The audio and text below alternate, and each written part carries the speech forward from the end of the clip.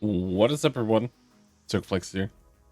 Day 11 of the Advent calendar is here, and it's the Alpine Tiger. Now you're like, oh my god, is that a new tank?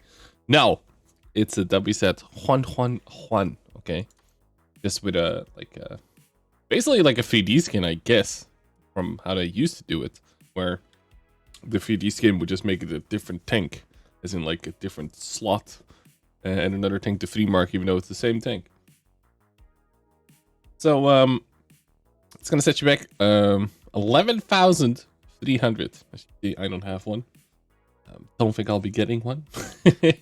And if you're gonna buy it with from the store, it is an old one, as in like it has limited matchmaking and everything. And these old heavies, and I guess some of the newer heavies as well, but especially the older heavies are a lot more expensive. $40 for this one, and almost 60 for the big bundle boy.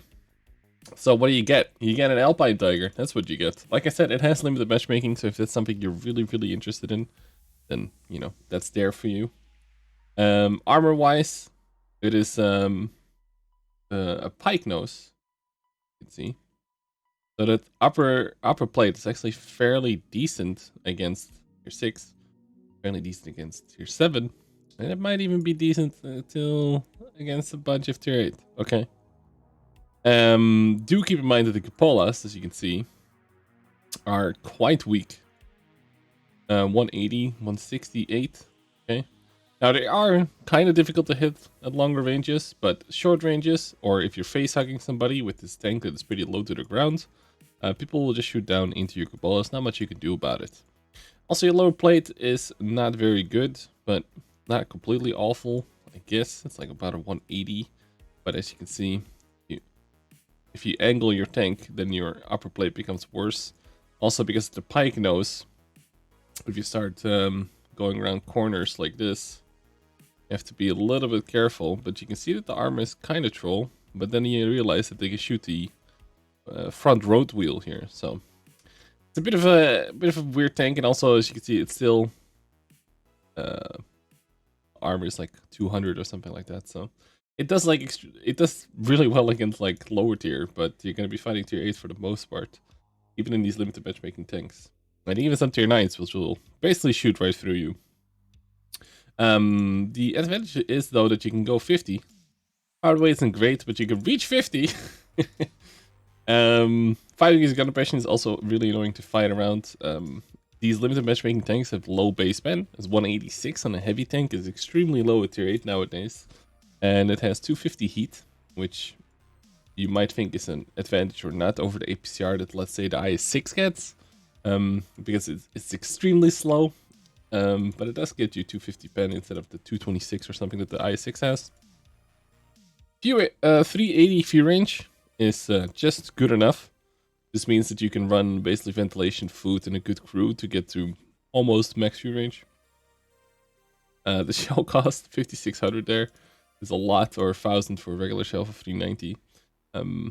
Turret armor, like I said, is pretty good. Health overall is good. But would this be a recommended tank? I mean, not really. I think most of you are going to hate it. It starts off with 0.4 dispersion and 2.7 aiming time. If you have a really good crew and you're going to go with ventilation like this, then it goes all the way down to 2.4 aiming time and dispersion to 36. And the DPM goes almost up to 2,500. Whilst having almost max view range. Like, this is really close, basically max view range. Also keep in mind that your commander is also the radio guy, so your commander needs to have, like, let's see, Bronze Arms, 6 cents, 2 view range skills, and preferably repairs. That's 5 crew skills at 100% to make full use out of it. It also has a 9% fire chance, but from what I can remember, that thing is frontal. So if you get shot in the lower plate a lot, which will happen, I believe there was a fire. If someone in the user comment section could verify that for me. I want to say, or it got patched out, but it definitely used to be an issue, because these things have been around for a long time, as the limited matchmaking would suggest. I think it had an issue there.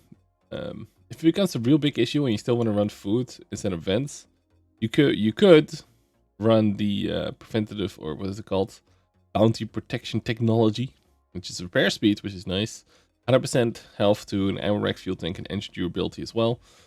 And less chance of an engine fire, etc, etc. So, might be something you want to look into. You can also just not run the food and run an automatic fire extinguisher. And then you like the speed range most definitely, but then you can kind of go optics again, and then you're way up there again. But then your aim time goes up again, and your dispersion goes almost right up, back up to 0.4. So not really a recommend from me. Am I the only one that kind of wishes they would bring back limited matchmaking tanks? Just like tanks that are, you know, a little bit worse in mostly the gun category of things. And not so much armor or mobility, but mostly the gun was usually, the shell types and stuff was usually worse. But I like limited matchmaking tanks because I just like +1, -1. And limited matchmaking tier 8 and especially tier 7s provide you with like endless fun in terms of matchmaking to not get pop stumped by +2 people, you know? So I'm curious what you guys think about that. I don't think it's ever gonna happen, but I would love to see like more limited matchmaking tanks at tier 7 and 8, maybe even 6. Yeah, I would love that actually. But that's it for me today. That was day 11. I'll see you guys tomorrow for day 12. Thanks for watching. See you guys on the next one. Peace.